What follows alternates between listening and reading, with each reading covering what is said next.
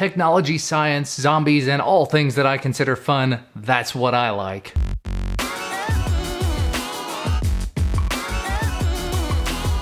You know, I'm loving this camera angle, I'm loving this camera, but I'm kind of not loving the fact that you can't see my super awesome t-shirt that I'm wearing, so I will just do this so that you can see it. This came from the most recent Geek Fuel box, which I've been unboxing over on my second channel. I'll put a link to that down in the description. If you'd like to see me unbox those things over here, I'm planning to do this month's here, just sort of as a test. Anyway, let's move on with the video. First up, I was in a hangout first thing this morning with the people from Ubuntu, from Canonical specifically, talking about the future of Ubuntu on tablets. The first commercially available, consumer available, tablet running Ubuntu is going to be available sometime around Mobile World Congress, probably right at the beginning of March. I was actually invited by Ubuntu to come out to Mobile World Congress, but I cannot justify the cost to actually fly my lazy butt to Barcelona, so I'll just be reporting on stuff from here. However, the first available Ubuntu tablet is going to be the BQ Aquarius M10. It's actually a tablet that's already on the market. It's got a MediaTek processor, I think a 7,000 milliamp hour battery. Yeah, the MediaTek MT8163 quad-core processor, 2 gigs of RAM, all around relatively mid-range specs, and it's coming in at right around 250 euros, which for a tablet is not terrible. But the thing that really makes it special and unique is finally, long last, Ubuntu is moving into convergent territory, meaning that when you hook up like a Bluetooth keyboard and mouse, for example, it realizes that it has a Bluetooth keyboard and mouse and changes magically from an Ubuntu tablet into a desktop. So you can have those full-fledged desktop applications like LibreOffice, your web browsers, whatever else you might want to use, as well as still having access to the scopes and everything. I'm gonna see if I can include it, but I took a little bit of a video when they were doing a demo during the Hangout.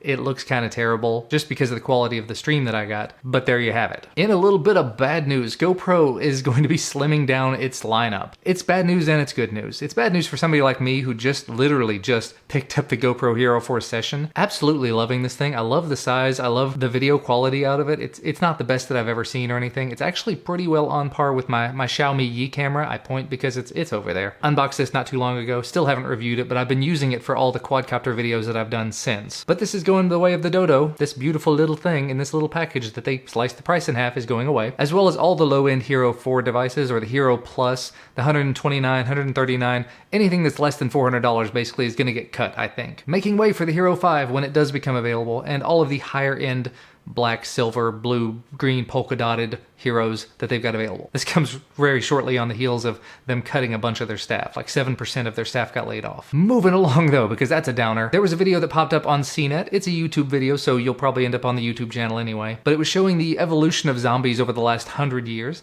I've never mentioned it here, but I am a massive fan of zombie movies, the whole zombie genre. Although The Walking Dead I kind of lost interest in, which is strange because Walking Dead originally started here in Kentucky. But with that video, you actually get to see sort of through one man getting made up different ways, the way that the whole genre of zombies has evolved over the last 100 years, and I thought that was amazing. Going between movies and TV and video games and everything. Moving on to cameras, because I have an absolute camera addiction. Sony has released a new A6300 camera, a new mirrorless camera, as a successor to the A6000, which actually I've heard nothing but good things about. However, after looking it up, it is quite an expensive camera, significantly more expensive than the Panasonic G7 that I'm using here, and it doesn't actually look like the screen flips up all the way. That's sort of a prerequisite for me. It either has to flip out or flip up, so this is not going to be a camera for me, but maybe it is for you, so you can always take a look at the Engadget story that I'm going to be linking to down below, or why not, I can go ahead and link to it over on B&H and Adorama and Amazon and all those places in affiliate form if you would like to help support the channel if you're interested in purchasing something there. And just to go ahead and throw it out there, I will go ahead and have links to B&H, Adorama, and Amazon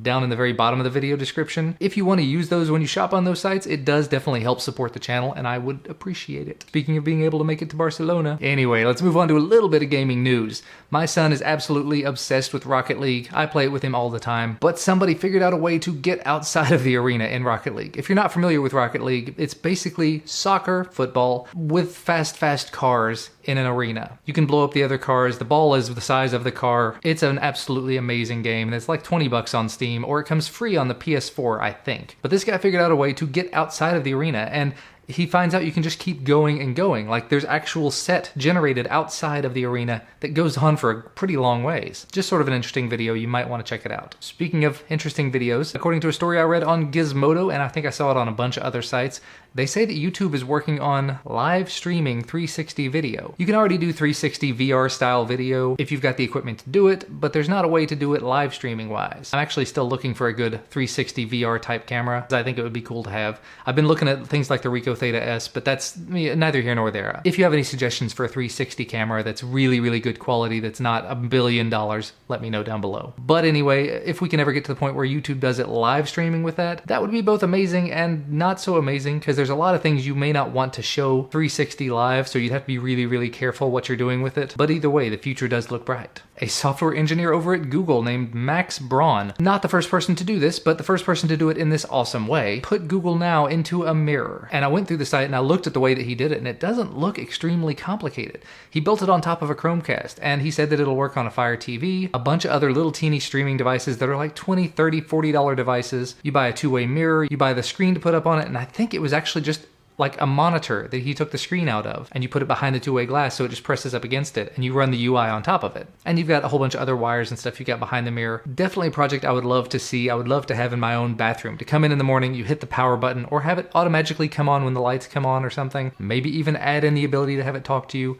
These kind of projects are why the IoT, the Internet of Things, are really interesting to me. We've spoken before about the Kangaroo, the little $99 PC. It's not little, it's kind of big. It just got released, it just got announced at CES, I think. And they've already gone ahead and announced the $170 Kangaroo Plus. It says they've doubled the RAM and they've doubled the storage on it. So if you were interested in the Kangaroo, maybe you'll really go a little bit higher. Instead of 100, go to 170 and get something that has a lot more RAM and a lot more storage. Might be just a bit more useful. And you know, I saw a drone story, I had to talk about it. The Dutch police have started training eagles to catch drones. The Japanese are doing it with drones with nets.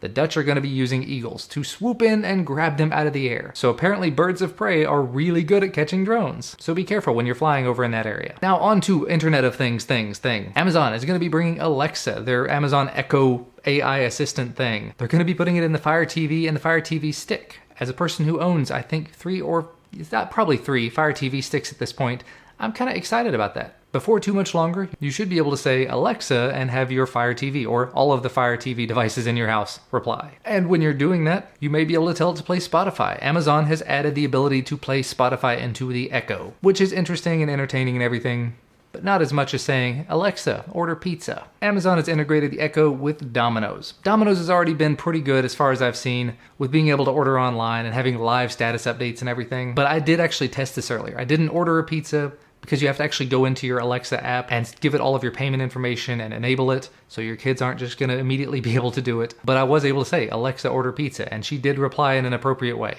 I say she. Anyway, I was given instructions on what to do in order to order pizza, so that's awesome. Moving on to the science news, which I think will wrap things up for us. There was a VR video posted to Facebook 360 video from the Mars Curiosity rover. So if you've ever wanted to see a 360 panorama of Mars, you have to go to Facebook to do it, but that, according to even Mark Zuckerberg said it, was neat. New Horizons has come out with more information about Pluto. We're learning more and more about it every single day. It is apparently just covered in frozen water. We thought up to this point it was just a ball of rock because it's so far away. Then they said, wait a minute, there might be a little bit of ice on there, and then suddenly lots and lots of the surface is water, and it's frozen. So that's kind of cool to know what's really far out there, even though it's not technically a planet anymore. It's a dwarf planet. This one is not a surprise to me in the slightest. This is not scientific entirely, but it says a DNA analysis of nearly 90,000 people from 23andme.com suggests that the people that are morning people, the people that do really well in the morning, it's actually genetic, because I'm not a morning person. I've been having to get up a lot earlier lately to deal with our